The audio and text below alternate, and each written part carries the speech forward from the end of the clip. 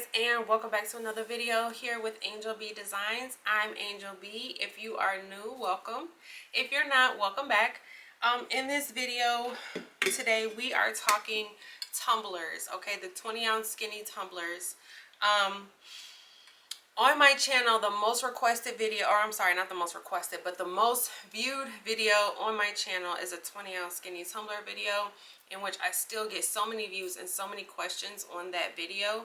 So I kind of wanted to do a 2023 updated video, skinny tumbler video, just answering some of those questions that I still get. That was back at the beginning of my YouTube journey, so I wasn't really that good in teaching. I did leave a lot of questions unanswered in that video, so I wanted a video, an updated video, answering all those questions, so I can be able to link this video in the description box of that video so that people can kind of have those questions answered without me having to go into the comment section and answering thousands of questions. It gets a little overwhelming. But we are doing tumblers today, guys. I'm going over materials, time, temperature, where I print from, where I get my materials from. Everything will be linked down in the description box where I get my materials from.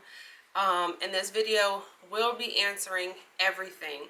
So if you decide to skim through and you feel like you didn't have a question answered, go back and watch it again, because I'm telling you, I'm answering all the questions, okay? All the questions are being answered in this video.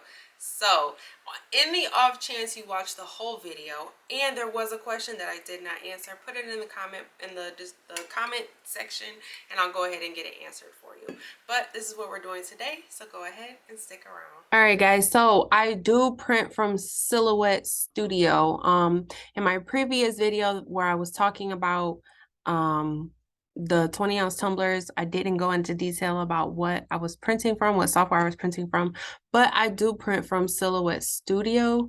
Now, I do have the business edition just because I like to use it for rhinestones as well, and I do have a Silhouette Pro cutter as well. But you can print from the basic edition, which is free.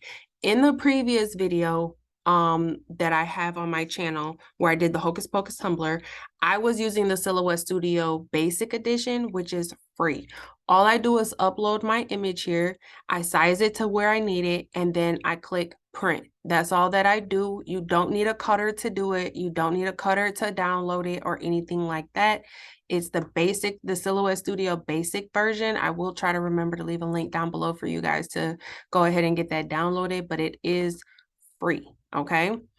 If you just want to use it to print bigger, I know in Cricut Design Space you can print bigger now. So for me, if you are printing from a printer that's not wide format. So for instance, I'm using my Epson SureColor F170 today, which only goes up to 8.5 by 14.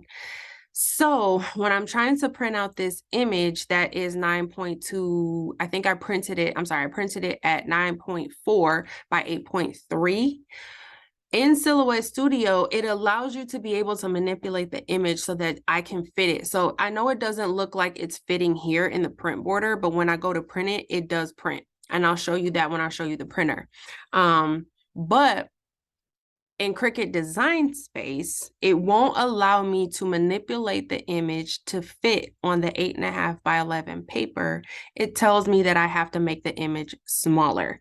So I'm still not able to print this particular image from Cricut Design Space for that reasoning. It won't allow me to manipulate it. Whereas in Silhouette Studio, it does allow me to manipulate the image to print it exactly how I want it. So that's why I'm printing from Silhouette Studio instead of Cricut Design Space, okay? But yep, this is exactly how I want my image to print here. Like I said, oops, get out of here. It is 9.4 by 8.291, and then I did rotate it horizontally because, like I said, I need this to fit on an 8.5 by 11 piece of paper. And again, I know via the print border here, it doesn't look like it's going to print, but it will. I promise it will. And I'll show you because I'm going to show you my printer while it's printing, and you will see that it's going to print out the way it needs to. So I'm going to go to File. We're going to go to Print. And I'm using my Epson SureColor F170. I'm going to go over to Preference here just to show you. This is my document size, which is 8.5 by 11. Portrait. These are all my little settings here. My quality is on high. Super basic. I do have my mirror image already selected because I do have my drivers installed for this printer. So I already have it preset to mirror my image, so I don't have to worry about doing that.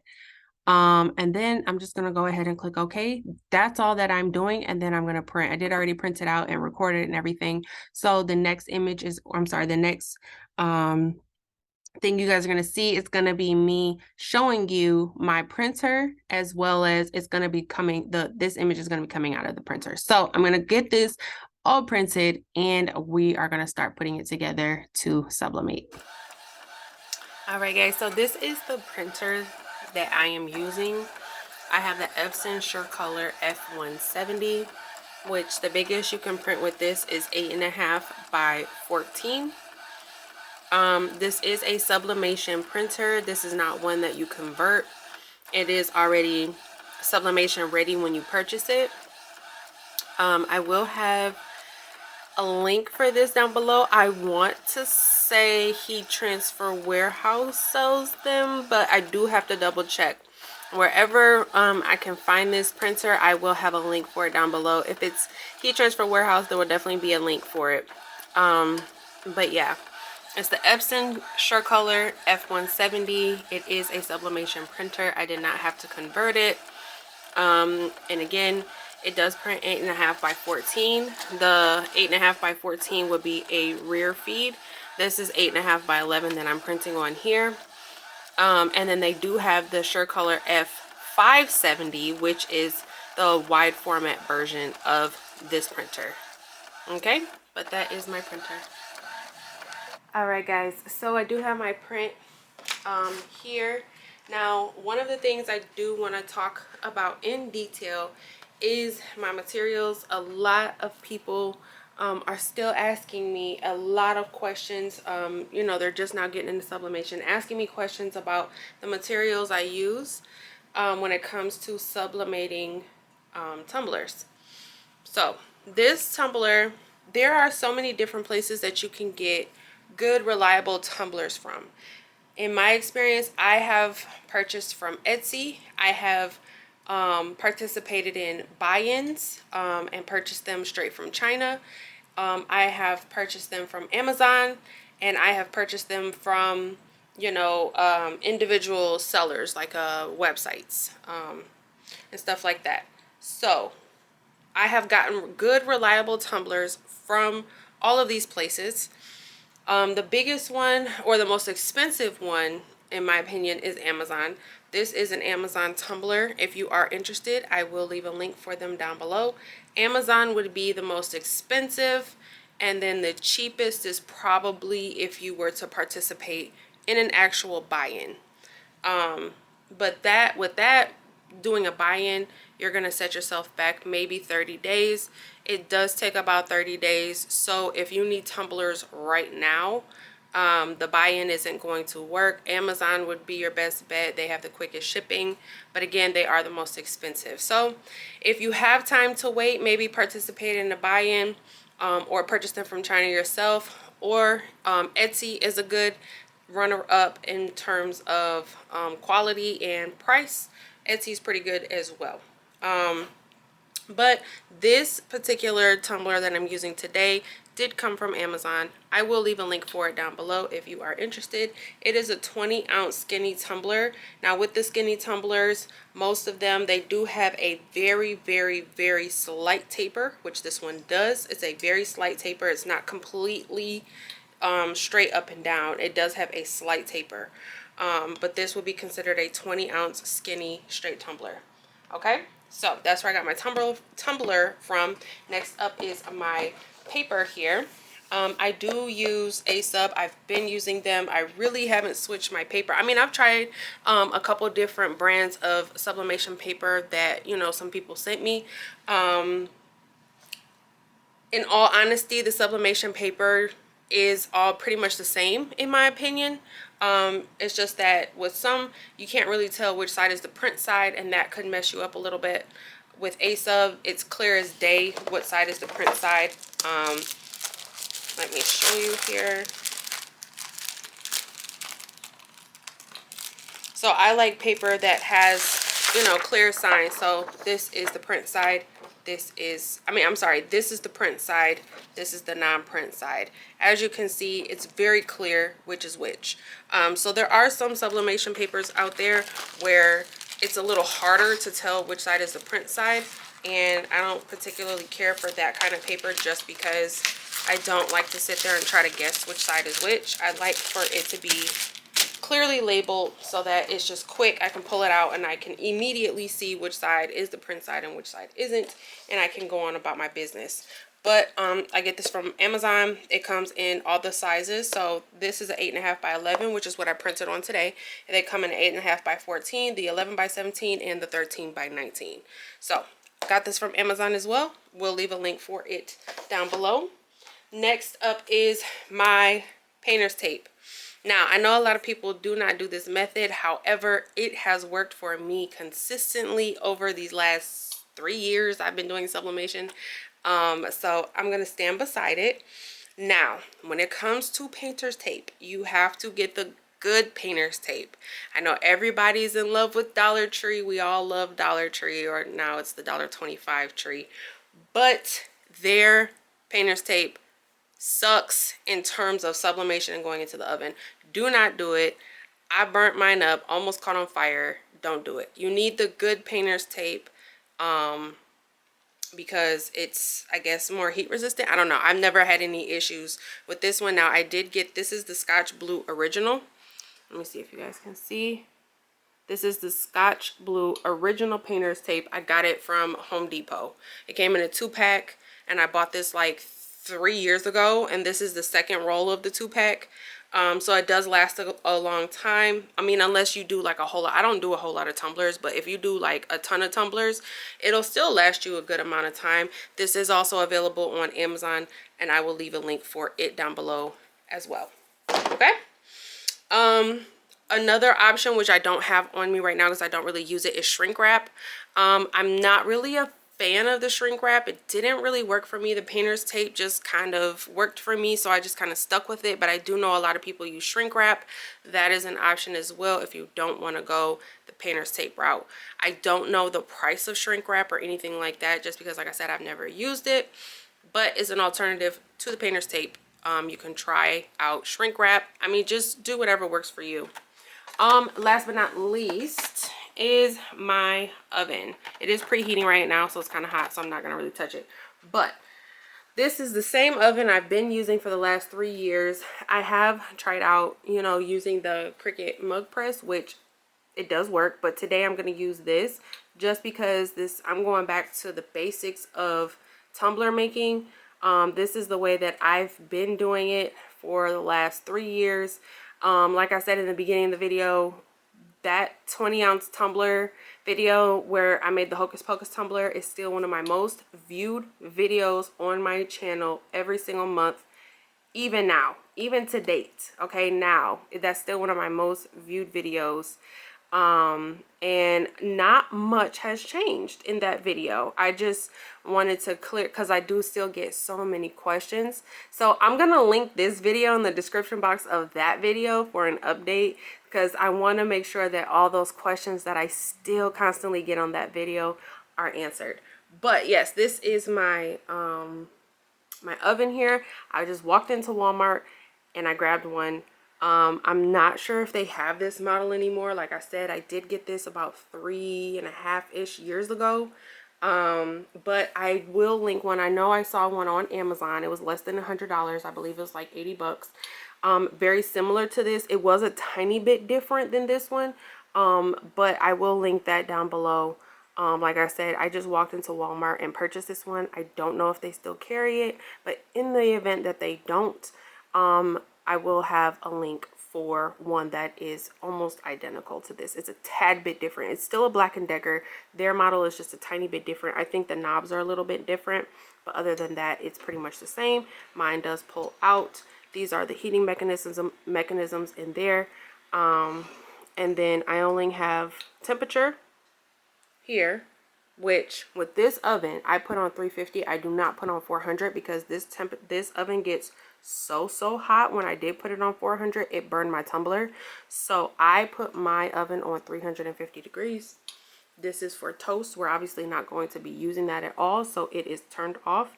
And then this bottom knob is for the timer, and I just put it on stay on, and when I'm done using it, I just unplug it.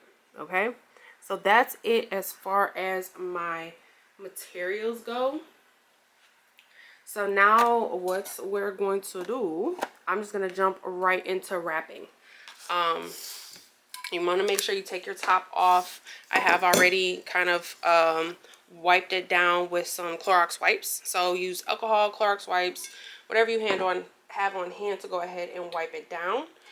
Now what I like to do is I put my print down and then I put my tumbler on top. Okay.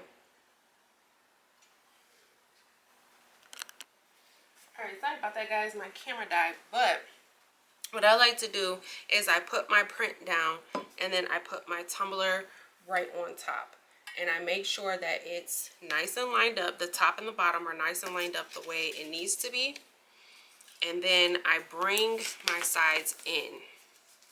Now the key to sublimating tumblers is making sure that you get a good amount of pressure, okay? This tumbler needs to be wrapped as tight as you can possibly get it. If you cannot get your tumbler wrapped very tight, this is where the shrink wrap would help, because the shrink wrap does help to create a good amount of pressure if you're not able to get it by just wrapping it. So I'm just tearing off some pieces of tape so I can just grab them. But yeah, the trick to getting really good tumblers is making sure you have it wrapped properly. And you want to pull these edges in together as tightly as you can. Okay, to the point that you feel like you're going to rip the paper.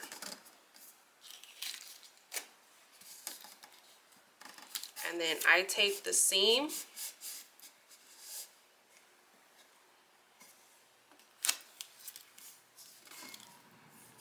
Making sure I'm keeping these edges together.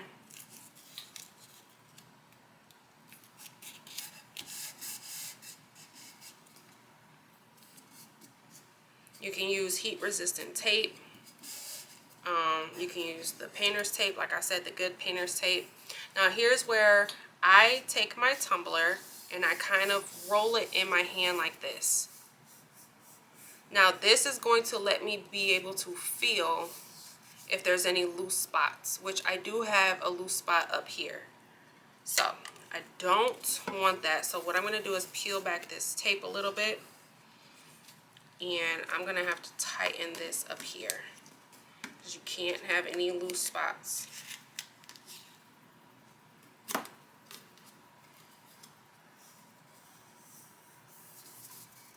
Okay, now that feels better.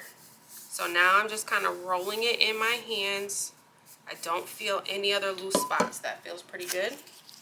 So now what I'm going to do is I put a piece of painter's tape around the top and around the bottom. And this is just to go ahead and secure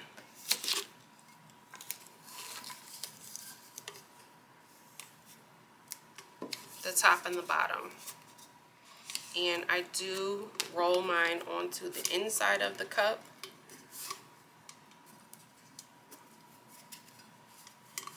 Because again, I want to make sure that top is nice and secured, okay? And now I'm going to do the same thing for the bottom.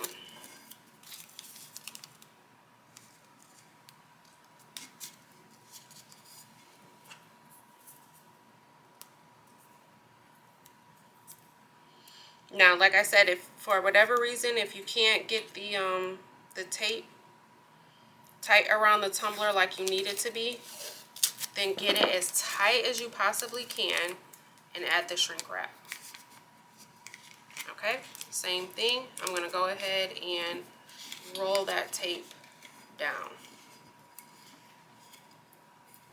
Okay, there is my tumbler. That's all I'm going to do for this. I'm not going to do anything else. So tape on the seam, tape around the top, tape around the bottom. That's it. I'm going to double check it. Again, I just kind of roll it in my hand. If it was loose or if there was any air bubbles, I would be able to feel it. I don't feel anything. It feels pretty good to me. So we're going to go ahead and put it into the oven.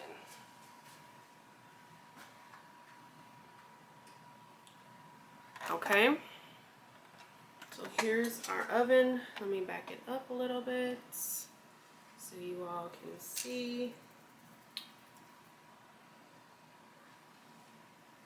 Now, what I like to do with mine is I put it seam side up in the middle. I do this for 6 minutes. So it's going to be the first 2 minutes is going to be in the middle.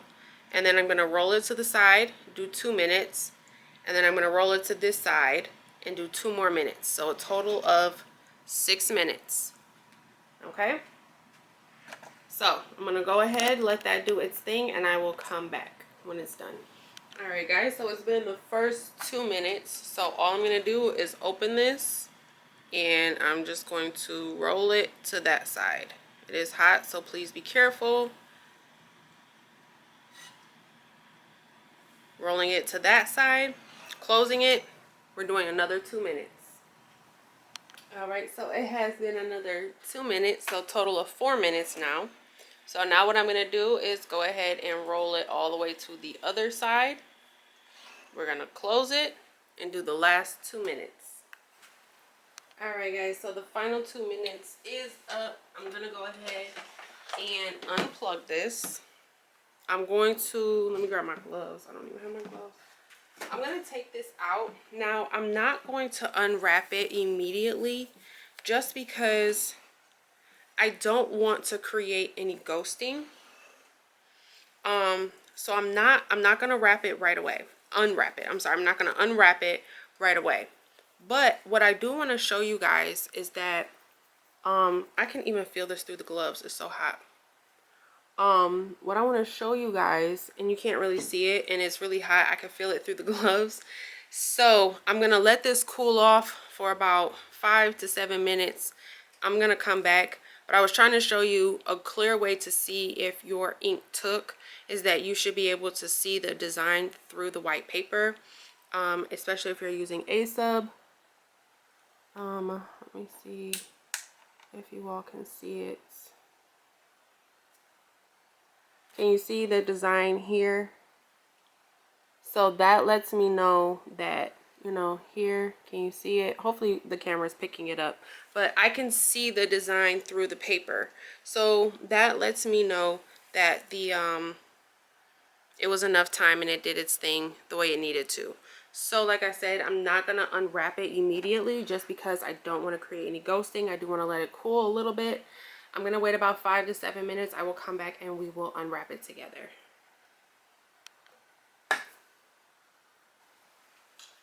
Alright guys, so the tumbler is pretty cooled off now. I can go ahead and touch it. So we're going to go ahead and unwrap it and see what we have here. I remember when I started doing tumblers, I ruined so many because I couldn't get it. Tumblers were like the hardest thing for me when I first started crafting.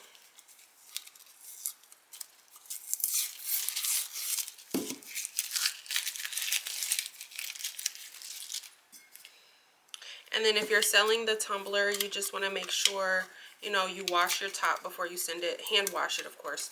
Make sure you hand wash it before you sell it to your customer. Always include a care card and remind them to hand wash as well.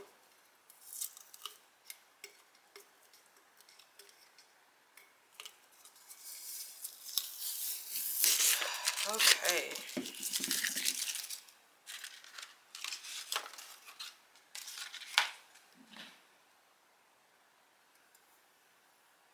That's so cute. So you can see my seam a tiny bit here. That sucks. Just a tiny bit here. Now the reason that probably more than likely happened was because I did overlap it instead of having the edges like completely touch like this. I overlap them a little bit. So sometimes when you overlap, when you have colors like this, if you overlap it, you'll get that to where you can kind of see the line. But nonetheless, this tumbler came out so pretty. Do you guys see that? It's so pretty. Let me get closer a little bit. Just so you guys can see the line that I'm talking about. But here's the tumbler.